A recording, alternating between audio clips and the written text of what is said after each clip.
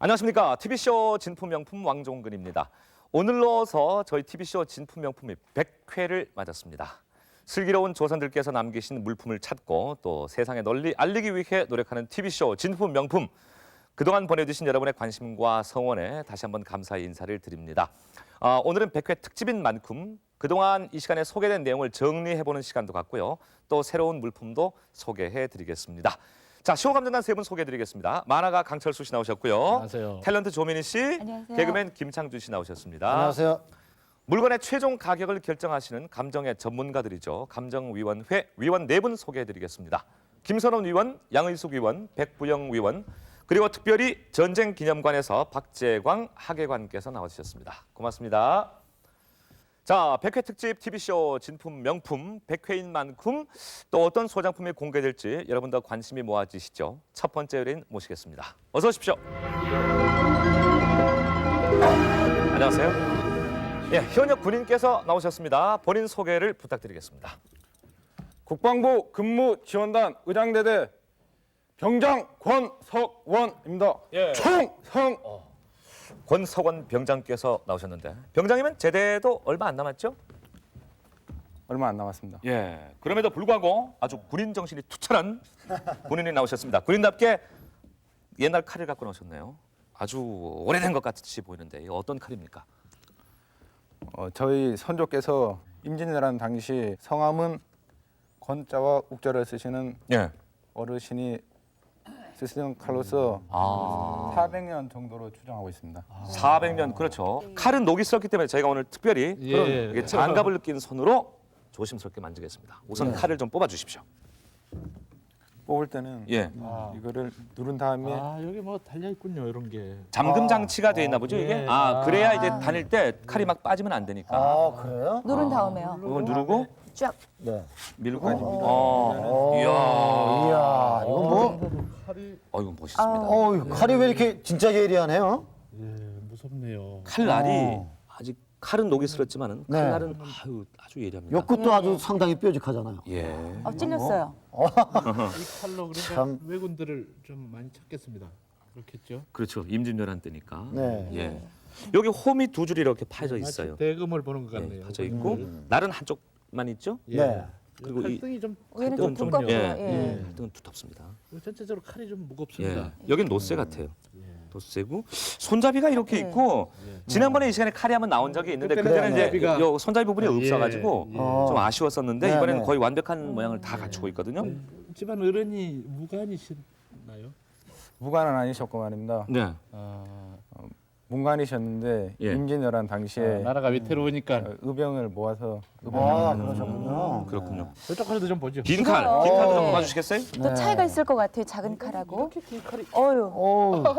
칼은 끝까지 저 칼집 네. 끝까지 가는 건 아니군요. 조금 길지가 예. 않군요. 어디 길에 이렇게 하면 왜 그 이게- 칼집은 큰데 이제 칼은 좀 아마 작군요. 권위를 상징하기 위해서 칼집은 좀 길게 아, 만들 수도 좀 있었을 것 크게 같고. 보이려고요. 어디 칼을 좀 볼까요? 이거 멋있습니다 근데 여기. 이건 정규군 칼은 안 같습니다. 예. 그러니까 이게 말에서 사용하던 칼로서 말에서. 말 타고 다닐 때 말 타면서 찌르면서 살상했던 무기로 알고 있습니다. 아니 근데 이거 지금 제가 이렇게 한번 옆에 쳐보겠습니다만은 마상용으로 이렇게 긴데 말을 타고 탔으면은 이거 굉장히 긴 거 아닙니까? 이렇게 찼을 거 아닙니까? 칼을 처음에. 예. 그러면 상당히 길었을 텐데 어떻게 말을 타고 이걸 이렇게 해서 아까 그때 당시에 그 조상들은 체격이 크셨으니까. 그러니까 말 위에서 뽑으면 좀 길어도 예. 뽑기가 이유가 있을 거예요. 쉽겠죠. 근데 여기 글씨가 있어요. 여기 갑자일조라고 적혔습니다. 갑자 일조. 갑자년에 만들었고 응. 일조라는 뜻은 그냥 네. 거기 나오는 얘기 같습니다. 갑자년에 만들었다. 갑자년. 그러면 그 당시에 갑자년 같은 몇 년도인지 혹시 아십니까? 약 한 400년 정도. 전이니까. 한 1500. 아무튼 1590 1990년대. 95년 네, 네. 이후겠네요. 예. 근데 요건 날이 양쪽에 다 있어요. 쪽에 다 있으면 이건 토라 그럽니까? 양쪽으로. 검이라고 그러죠. 우리가 그때 배우기는 예. 양쪽에 날이 다 있으면 주로 찌르는 용도의 검, 네. 한쪽만 있으면은 도. 베는 용도의 네. 도. 자, 임진왜란 때 쓰던 칼이면 6, 7년 전에 예. 정자를 6, 7년 전에. 예. 정자를 수리하다가 예. 정자 안에 있는 지붕에서 어허. 거기서 발견을 했습니다. 지금 갖고 나오신 건 발견 당시 그대로입니까? 예를 들면 여기 지금 칼집에도 끈이 있거든요. 이렇게 아마 걸어두는 것 같은데. 발견 당시 그대로입니다. 모든 게 지금 발견 당시 그대로. 그렇습니다. 예. 그 임진왜란 때 그러니까 의병장을 지내신 어르신이 권자 욱자 어르신이라고 그랬죠. 그렇습니다. 그러면 몇 대 조부십니까? 저한테 14대 조부님이시고 예. 호는 매당이십니다. 자, 시호 감독단이 가격을 결정했습니다. 함께 보시겠습니다. 보여주시죠. 1,000만 원입니까? 네. 네. 그리고 지난번에도 한번 저 칼이 나왔지 않습니까? 근데 예. 그때도 상상외로 상당히 가격이 많이 나왔거든요. 예. 그래서 그때를 좀 비교해가지고 상기해서. 네, 상기해서 이 정도는 나가지 않을까 이렇게 생각하고 있습니다. 알겠습니다. 의뢰인께서 생각하시는 가격을 함께 보시겠습니다. 보여주시죠. 400만 원. 그렇습니다. 임진왜란부터가 400년 지금까지 400년쯤 됐으니까. 400만으로 적었습니다. 예, 알겠습니다. 아, 이거 정말 궁금해지는군요. 감정위원회 감정 부탁드리겠습니다. 예, 그렇죠. 안돼요. 예. 그다 그대로 보시. 보금 있지 그죠? 예, 그래서 정말 신주로 돼 있죠.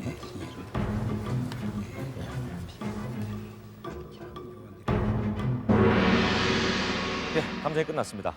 의뢰인의 14대 조부이신 권욱 선생께서 원래 문관이시라고 하는데 임진왜란 때 의병을 이끌고 의병장을 지내신 그 권욱 어르신께서 직접 쓰신 걸로 추정되는 이 칼 두 점의 최종 감정 가격 알아보겠습니다. 보여주시죠.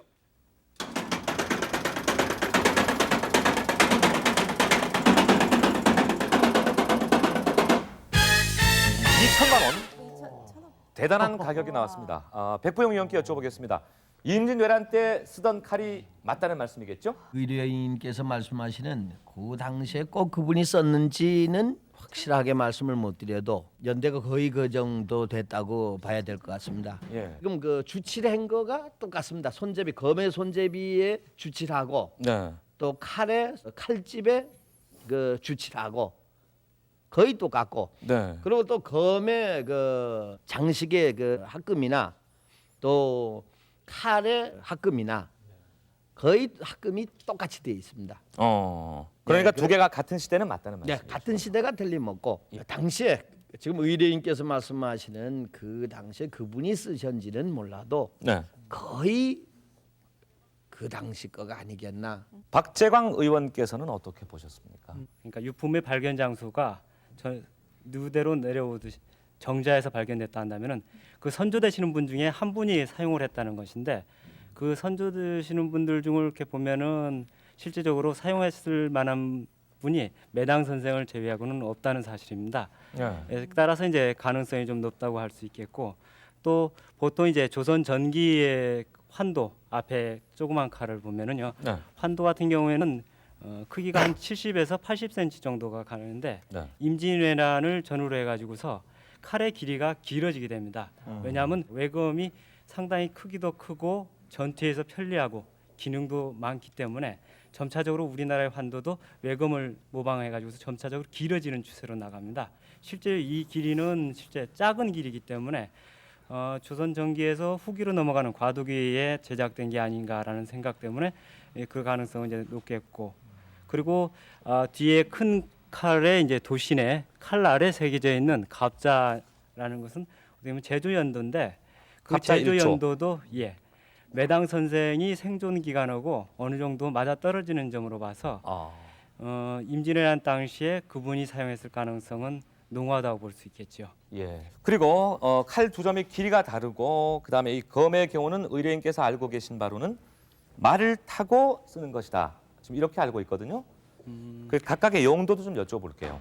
앞에 있는 조그만 칼은 이제 환도라고 합니다. 고리가 달려 있어가지고서 그 예. 고리로 옆에 찰 수 있다고 그래가지고서 예. 환도라고 이제 불리우는데 조선 시대에는 이제 전투에서 주로 사용된 것은 이제 환도가 거의 대중을 이루고 사용을 했죠. 예. 뒤에 있는 것은 이제 창포검이라고 합니다.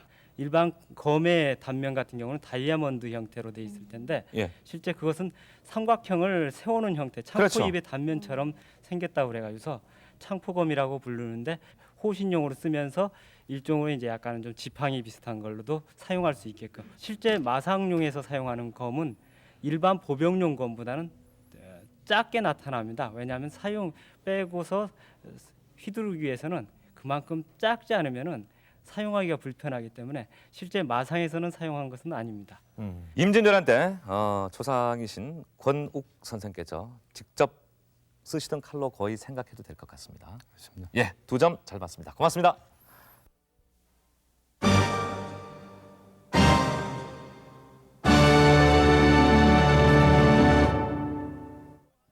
저희 TV쇼 진품 명품이 100회를 맞기까지 참 많은 분들의 관심과 성원이 있었습니다.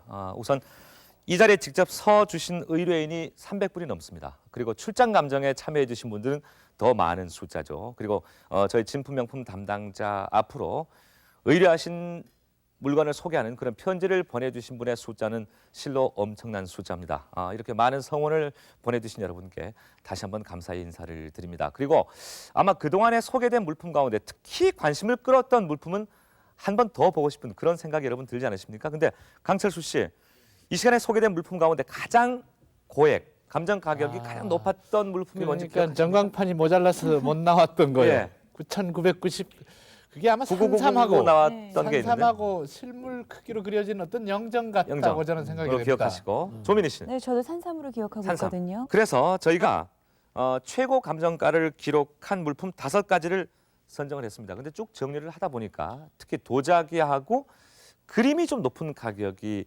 나왔거든요. 그래서 저희가 편의상 부문별 5위로 선정해봤는데요. 함께 보시죠. 보여주시죠.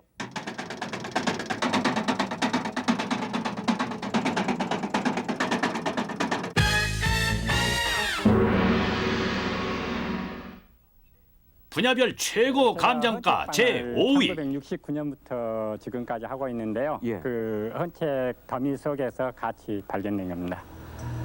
1897년 대구에서 경성으로 보내진 편지 봉투라는데 도대체 뭐가 그리 귀하길래 최고 감정가 5위에 올랐을까? 저것이 어느 유명한 사람의 편지다 하면은 600만 원, 6천만 원이 갈 수가 있겠죠. 근데 그 사람이 누군지를 모르는 상태에서 얼마일까요?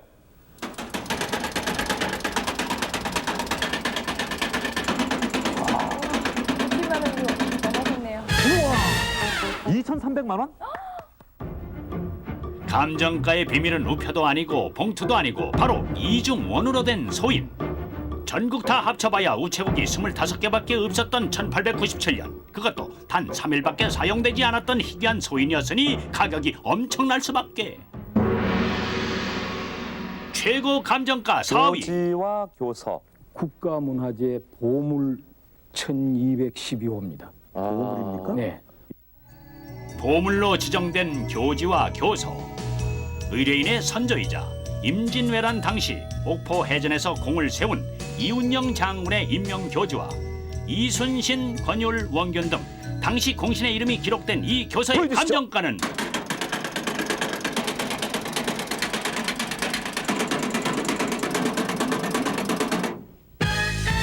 3천만 원이 나왔습니다. 가격이 아주 잘 나왔습니다. 여러분 안녕하세요. 네, 반갑습니다. 도자기 부문 최고 감정가는 바로 출장 감정에서 나왔는데 며느리 사랑하는 마음에 시아버님께서 결혼 선물로 주신 고려 청자 매병. 아니 이럴 수가 2천만 원을 적으셨는데요. 네, 저희 아마 출장 감정에 나오신 분 중에서 최고 액수를 적으신 것 같아요. 네, 정말 요즘 강 큰 남자 시리즈가 유행하고 있습니다만, 네, 강 큰 아주머니가 오셨네요. 네. 이것은 우리가 연꽃 비치색 매끈한 외형에 흑백 상감으로 문양을 파고 연꽃잎이 밑을 받치고 있는 600년 전 고려 청자의 최종 감정가는 셋! 8천만 원! 와! 박수 한번 쳐주세요.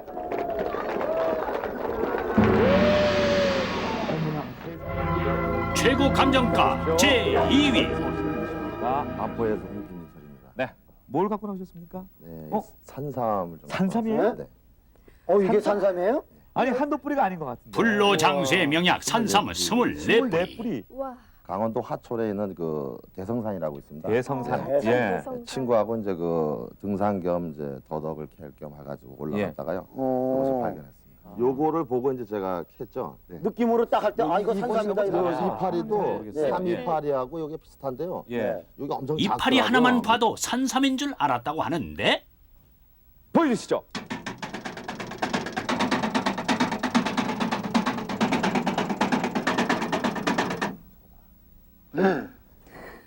영원이 나왔거든요.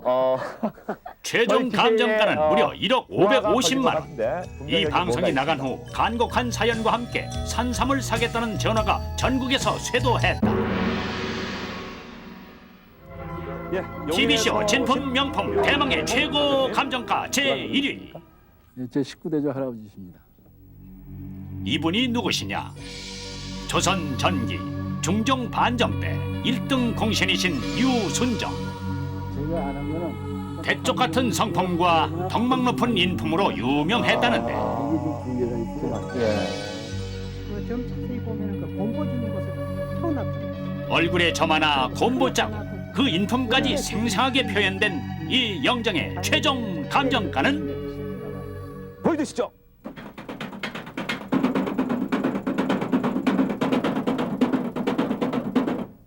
(9,999만 9,999원) 이 기계가 이런 적이 없었거든요. 한 번도. 기계가 저 이상밖에 안 되니 도리가 없지 않습니까? 유순정의 영정 감정가 1억 2천만 원으로 영예의 1위를 차지했다. 아유 참 그 지금도 기억이 생생한 그때 그 감격적인 장면들을 보셨는데 강철수 씨, 참 정말 그 대단했죠. 네, 저는 와서 늘 두 가지로 놀래고 갑니다. 그 구경하느라고 놀라고 또 보관된 건 보고 놀래고요. 유순정 선생의 그 영정이 최고 높은 가격 이런 1억 2천만 원의 이 시간에 이제 감정 가격이 나왔는데 많은 분께서 저에게 질문하셨습니다. 도대체 그 영정이 어떤 영정이길래 집 한 채 값이냐 이런 질문에 시달렸는데 진동만 의원께서 감정하셨잖아요. 아마 같은 질문 많이 받으셨죠? 저거 유순정 영정이 사실은 중모본이거든요. 네. 진영이 아니고 그러면서도 그 당시 이 유순정이 살아 있을 때 진영과 거의 같을 정도로 네. 그렇게 잘 그려진 정말로 그 전신 사조가 그대로 표현된 정말 좋은 영정이었기 때문에 그런 값을 책정했던 것입니다. 예. 그러면 이번에는 이 시간에 소개된 물품 가운데 아주 재미있는 용도 또 진기한 용도 그런 것 또한 관심 있지 않습니까? 저희가 5가지를 선정했거든요. 함께 보시죠.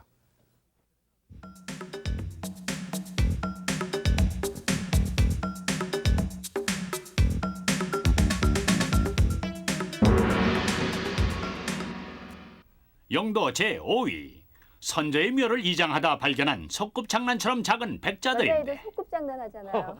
소꿉장난감 같아요. 그 부장품을 보고 요즘에 그 양념통 있잖아요. 후춧가루, 고춧가루 뭐 그런 거. 이제 이렇게 뭐, 생김새를 보니까 온갖 추측들이 난무하는데 하지만 모르죠. 조선 백자 맹기루라고 하겠습니다. 명기라고 하셨습니다. 예, 맹기. 뭐 속칭 우리가 뭐 어린 애들이 가지고 노는 그 소꿉. 저 세상에 가서도 불편 없이 사시라고 필요한 물건들을 작게 만들어 놓았던 것이다.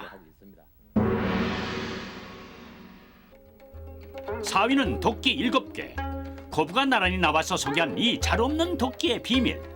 할머니 궁금한 게요. 그 당시에 도끼 그 7개를 지니고 있었을 때 남편 되시는 분은 아셨어요? 몰랐어요. 전혀 모르게 하고요. 비밀로 하는 거예요, 네, 그러니까 이제 대장간이 그 이제 지인하고 나하고 두 분만. 알고서 해. 바로 아들 낳는 도끼. 동네 할머님이 알려준 비방대로 만들어 품속에 품고 다녀 결국 효험을 봤다는 영험한 도끼. 옛날에 사용한 종이 지갑입니다. 이게 지갑이란 말입니까? 지갑이라고 생각됩니다. 아니 누가 쓰시던 지갑인데요? 이리 열어봐도 주머니 저리 열어봐도 주머니 크고 작은 주머니가 50여 칸이 달린 시할머님의 유품이 제3위를 차지했으니 이게 지갑입니까? 이게 뭡니까? 그거는 지갑은 아니고요. 예. 실첩이라고 여인네들이 100년 전 반지그릇 귀하디 속에다가 귀했던 수시를 보관한 넣어 실첩이 그 정답. 넣어가지고 집안에 있던 종이로 알뜰하게 재활용해 만들었다고 한다. 사당이 없는 집안에서 제2위는 200년 전 만들어진 감모 여제도 일종의 이동식 사당도였으니 사당을 지을 수 없거나 여행 중 제사를 모실 때 이 그림을 놓고 가운데에는 지방을 붙여 제사를 지냈다고 한다. 선조들의 효성은 하늘조차 감동케 했습니다. 예. 희한하게 생겼는데 조족등이 뭡니까? 이것은 예. 사방을 밝히는 대망의 제1위는 조족등. 조선시대 궁중에서 야경을 돌 때 사용했던 요즘으로 치면 손전등. 빙글빙글하면 제가 이렇게 움직여도 놀라운 것은 아무리 돌리고 흔들어도 촛불은 언제나 위로만 향하게 만들어진 과학성이다. 그건 믿어지지가 않네요. 자기가 다니는 발만 이렇게 예. 비추고 그렇게 발만 비추고 또 그리고 작은 여기 구멍들. 연기가 나오고 그 밑에 그 대나무와 종이를 재료로 써서 연기 나갈 구멍까지 만들어 놓은 이 조족등은 아이디어 상품전에 나가도 손색이 없을 특허 상품일세 그려. 예, 아니 뭐 이 시간에 소개된 물품들이 어느 것 하나 신기하지 않은 게 있겠습니까만은 강철수 씨 조족등은 정말 신기했죠. 잠깐만이겠어요. 여러 개 다 그랬습니다. 저도 아이디어를 갖고 살지만요. 예. 참 옛날 분들이 정말 아이디어가 번쩍번쩍했습니다. 예, 아까 설명에도 잠깐 나왔지만은 조족등 같은 경우는 오늘날 재현을 그렇죠. 해도 예. 상당히 예, 히트 상품이 예. 되지 그 않을까. 요즘에 방송되는 거 있지 않습니까? 그 공개 발명 아이디어. 예. 거기 나가도 아마 굉장히 높은 점수를 받을 수 그래요.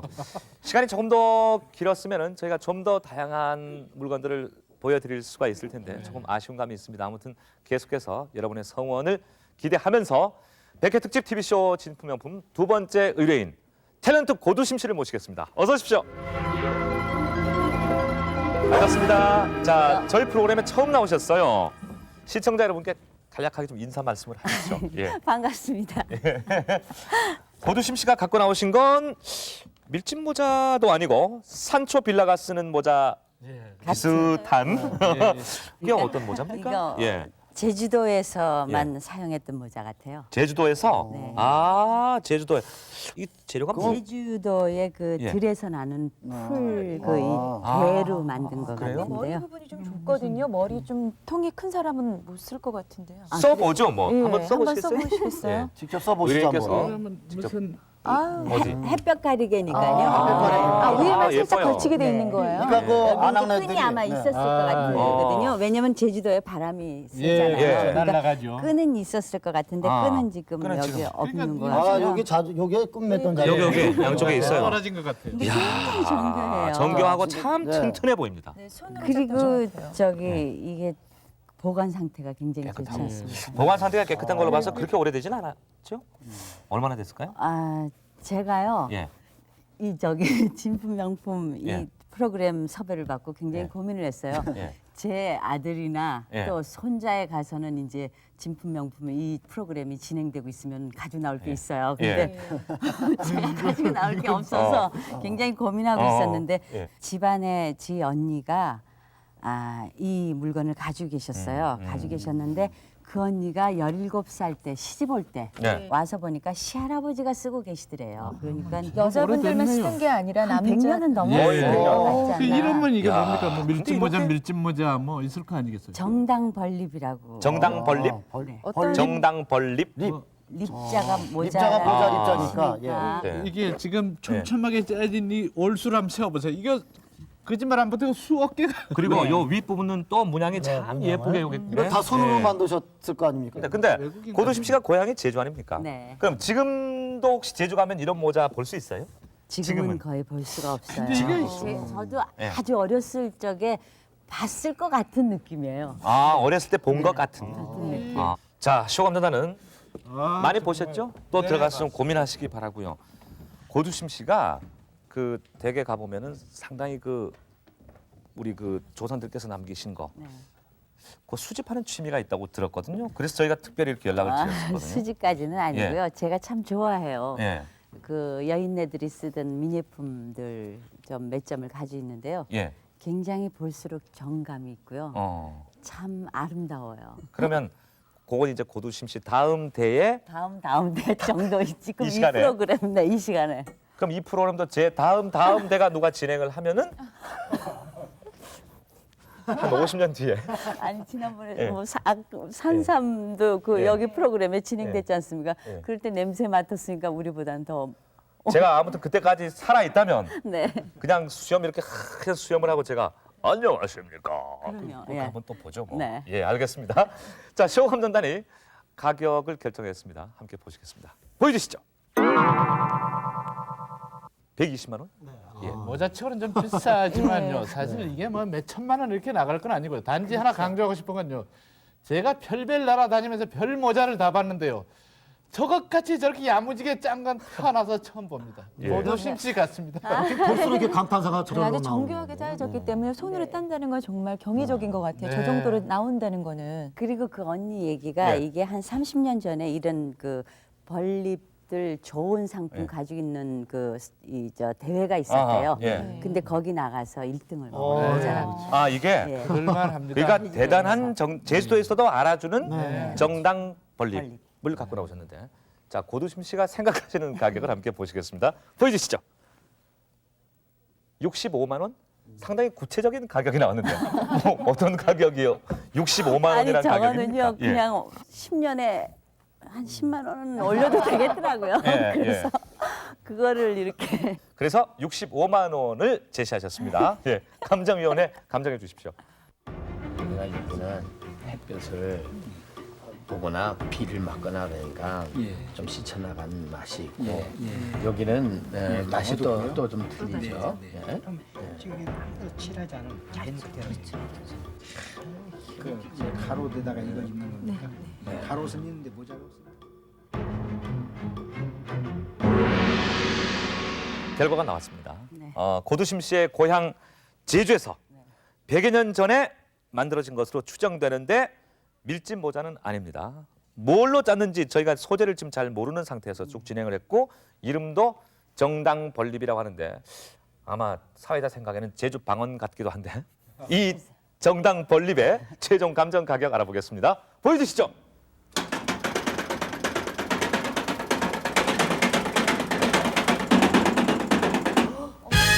(160만 원). 와, 비싼 모자입니다. 160만 원이 나왔는데 양의숙 의원님, 네. 정확한 명칭이 정당 벌립 맞습니까? 네. 이름이 뭡니까? 아까 그 고두심 씨가 얘기한 것처럼 예. 그 정확한 명칭은요. 정동 벌립이라고도 하고 예. 정당 벌립이라고도 이렇게 칭합니다. 예. 그 정동 벌립은 한라산을 중심으로 해가지고 서쪽 지방에서는 그렇게 칭하고요. 네. 그리고 동쪽 지방에서는 정당 벌립이라고 하는데 아. 그 정당이라는 거는요. 그 제주도 산간지방 일원에서 이렇게 갈대처럼 자라는 그런 일종의 줄기 댕댕이 덩쿨입니다. 그거를 그 댕댕이 덩쿨을 캐가지고 그 저 제주도 그 초가 지붕 위나 마당에서 한 몇 달 동안을 한 25일서부터 한두 달간을 저걸 말립니다. 근데 말리는 거를 비를 맞아서도 안 되고 그리고 밤에 그 이슬과 햇빛을 같이 이렇게 맞으면서 적당히 수분과 그 말림을 해가지고 아주 줄기를 가늘게 해서 그걸 잘 다듬어 가지고 그래서 그 엮는데 옛날에는 저거는 그 남자들이 농부들의 그 밭일 나갈 때 이렇게 뭐 좀 나갈 때든지 아니면 목장에 일 나갈 때 그 머리 위에다 이렇게 깊숙이 쓰는 게 아니고 걸쳐서 햇빛이나 바람을 이렇게 가리기 위해서 쓰여졌는데 요즘은 그거 제주도 지방에서 저 그 정동 벌립은 무형문화재 8호로 지정되어 있는 아주 우수한 상품입니다. 그렇군요. 그리고 지금 보관 상태가 참 좋은데 이게 만들어진 게 얼마나 된 것 같습니까? 지금 현재 그 제주도에서 저 정동 벌립을 만든 살아있는 장인이 지금 87세 된 장인이 있거든요. 그분의 그 말에 의하면은 5대 그분을 기준으로 해서 5대 이전서부터 저걸 만들었다고 하는 그 이런 얘기가 있기 때문에 줄잡아 그 저 정동 벌립의 연도는 한 150년에서 200년 전부터 제주도 지방에서 만들어졌거든요. 근데 일제 시대 이후에 이제 저 정동 벌립을 저렇게 만드는 그 맥은 끊겼는데 아마 저거는 굉장히 그 시대도 그래도 100년은 좋기 이게 충분히 되어진다고 보여지는데도 너무 보존 상태가 좋아가지고 가격은 그렇게 측정을 했습니다. 예. 궁금하신 점 있습니까? 정당 벌립에 대해서. 아니 이제 충분히 알았습니다. 자, 그러면 네. 오늘 이렇게 갖고 나오신 정당 혹은 정동 벌립 잘 봤고요. 고두심 씨와는 다음 대회 또 뵙겠습니다. 감사합니다. 감사합니다. 고맙습니다.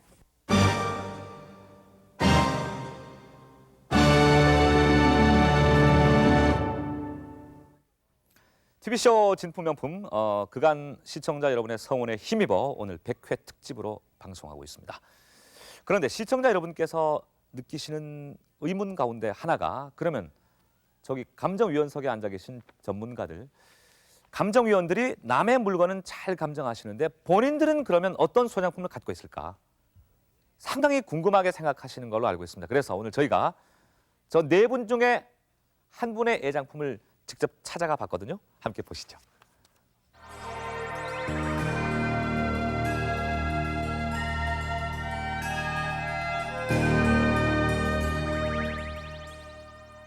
실내를 가득 채운 그윽한 묵향에 몸가짐이 절로 조심스러워지는 공간. 이곳이 김선원 선생의 서실이다. 언제나 단정한 한복 차림을 고수하는 서예가 김선원 선생. 그는 근래 보기 드물게 육서에 모두 능한 이로 손꼽힌다. 중학생들의 서예 교과서 속에서도 그의 작품을 만날 수 있다. 거기에 그와 한 번이라도 대화를 나눠본 사람은 역사 속 인물들과 소위 명문가의 족보는 빠짐없이 꿰고 있는 그 박식함에 감탄하게 되는데 그런 김선원 선생이 가장 아끼는 애장품은 과연 무엇일까? 책장 깊숙이에서 꺼낸 책갈피 사이로 작은 봉투 하나가 나왔다. 그리고 그 안에는 한글로 빽빽히 써내려간 옛 편지가 있었으니 그것은 추사 김정희 선생이 부인 이씨 앞으로 쓴 서신이었다. 추사 선생이 그 편지를 쓴 것은 제주도 유배 시절이었다. 당시 가장 가혹한 형벌의 땅이었던 제주도 대정 땅에서 선생은 그의 나이 55세 때 유배 생활을 시작했다. 고조부는 영의정, 증조부는 영조의 부마를 지낸 종척 권세가의 아들로 자라 평생을 타인의 존경 속에 살아온 추사 선생에게 유배는 최초의 시련이었다. 영화의 절정에서 까마득히 끝도 보이지 않는 절벽으로 떨어진 충격을 차마 무엇에 비할까? 당시 추사 선생은 병마와 외로움 속에 고통의 나날을 보내야 했다. 거기에 위리 안치라 하여 유배된 집에 가시 울타리로 탐장을 두르고 집을 떠나지 못하게 하는 또 하나의 유배 생활을 해야 했다. 기약 없는 유배 생활. 그러나 추사는 학문에 더욱 정진했다. 동서고금을 통해 가장 독창적인 글씨체로 평가받는 추사체는 제주 유배 9년 동안 완성됐고 겨울 추위를 이겨낸 인간 정신의 숭고함이 그려진 추사의 대표작 세한도 역시 이 시절에 그려졌다.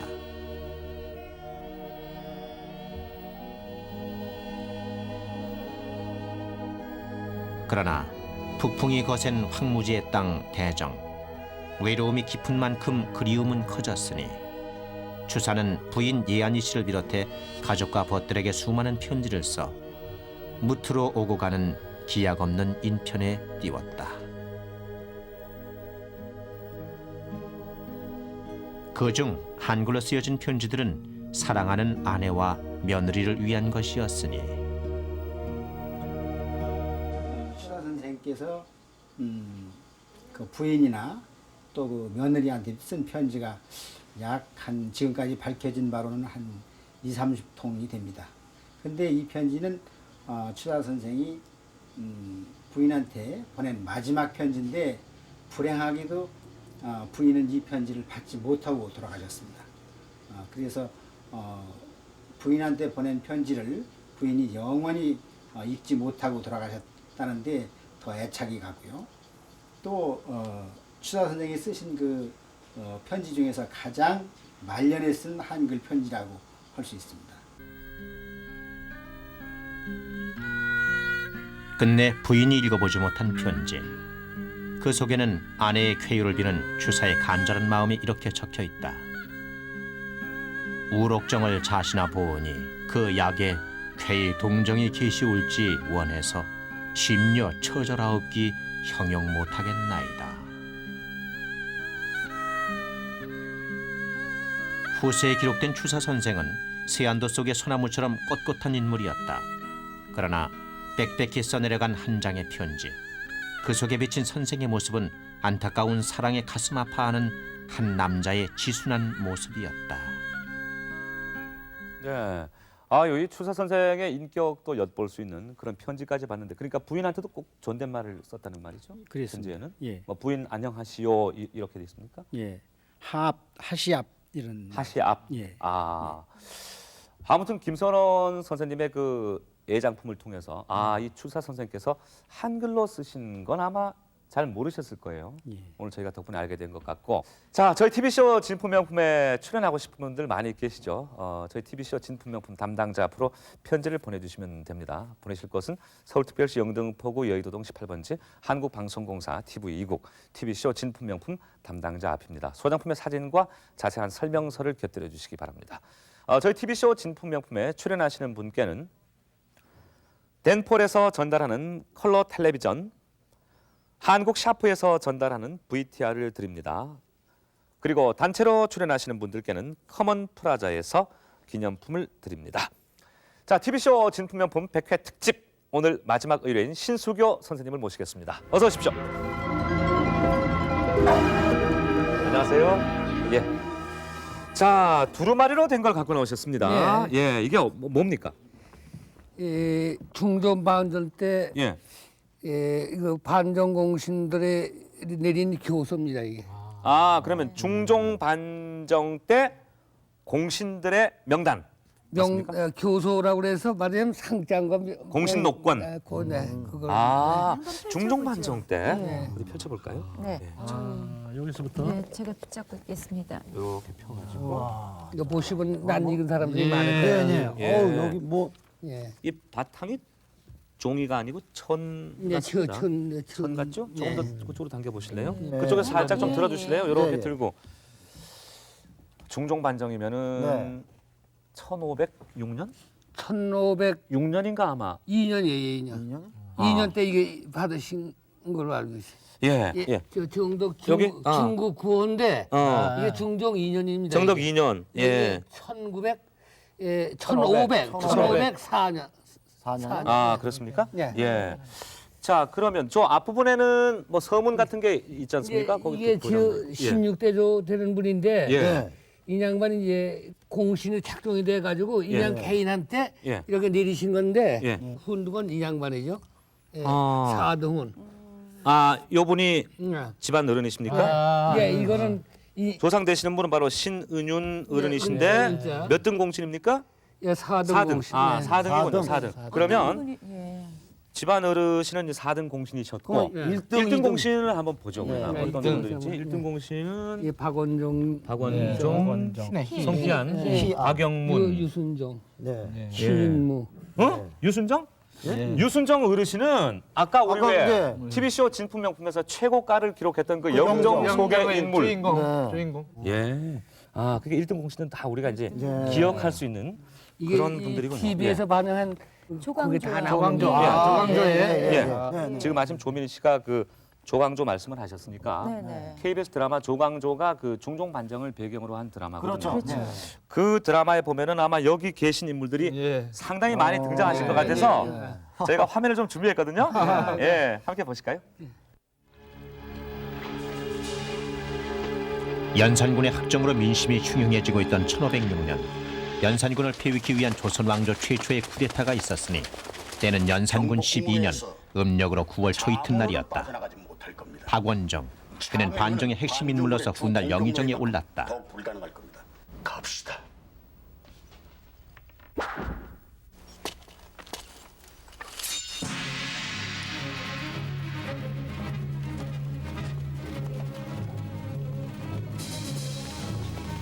주상의 실정은 극에 달하여 여기에 당시 인망이 높던 이조판서 유순정, 전 이조판서 성희안이 가담했고 홍경주는 신윤무, 박영문, 장정과 함께 군대를 통솔하는 책임을 맡아 반정을 실질적인 승리로 이끌었다. 국군을 찾아라! 국군이 도주하지 못하도록 모든 길목을 차단하라!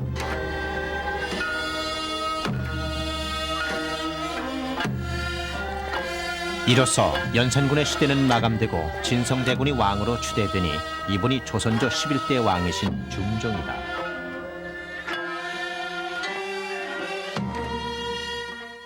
잠깐 드라마 장면을 보셨는데 그러니까 조광조를 빼고는 아마 여기 지금 1등 공신에 들어가 계신 분들은 다 나왔죠. 다 예. 나왔는데 중종 반정이 사실 역사적으로 얼마나 큰 사건이었습니까? 네. 그 역사가 참 이 지금 한 장의 천 속에 담겨 있지만은 이 엄청난 역사의 기록 아니겠습니까? 자, 한 시대 역사를 그냥 한 눈으로 다 보는 것 같아요. 그럼요. 저희 그 TV쇼 진품명품에 임진왜란 공신 노건이 나온 적이 있었는데 그 공신 노건은 국가 보물로 지정이 돼 있었거든요.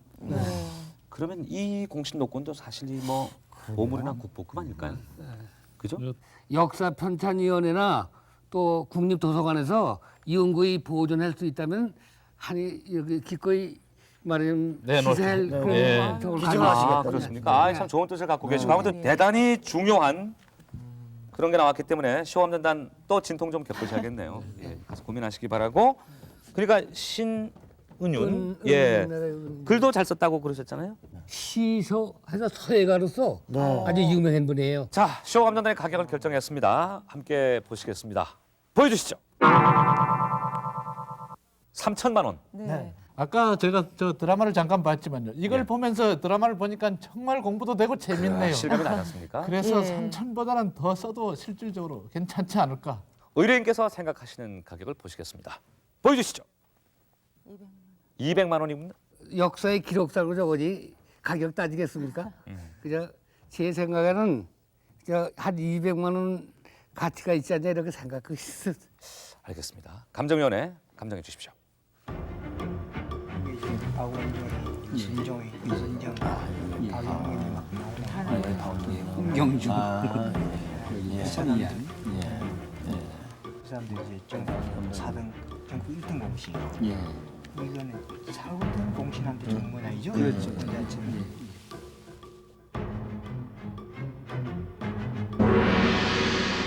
중종 반정에 참여했던 공신들의 명단이 들어있는 이 공신 노건의 최종 감정 가격 확인하시겠습니다.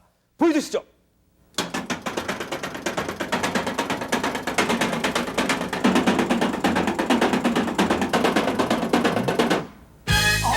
$2,900만 원. 와. 쇼 감정단은 아주 정확하게 잘 맞추셨고, 예. 김선원 의원께 여쭤보겠습니다. 예. 그러니까 진품이란 말씀이죠. 네, 진품입니다. 2,900만 원이라는 예. 것은.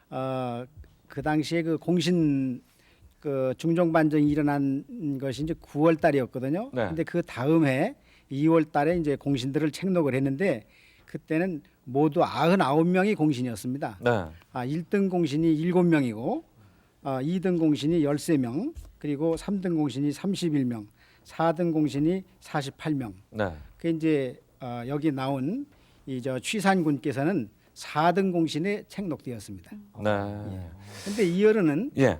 그 취산군 그 신은자윤 하는 어른은 말씀하신 것처럼 그 글씨를 잘 쓰셨어요. 네. 특히 그 금성 문자에 조예가 있으셨고 더욱이 그 전액이라고 해서 전서로 쓴 글씨를 잘 쓰셔서 중국 사람도 그 칭송한 바가 있습니다. 예. 지난번에 나왔던 임진왜란 공신 노건은 국가 보물로 지정이 돼 있었거든요. 예. 그럼 이 중종 반정에 참여한 분들의 이 노건 또한 그런 가치가 있는 거 아닙니까? 어떻게 그렇습니다. 보십니까? 이것도 저 보물급에 속합니다. 예.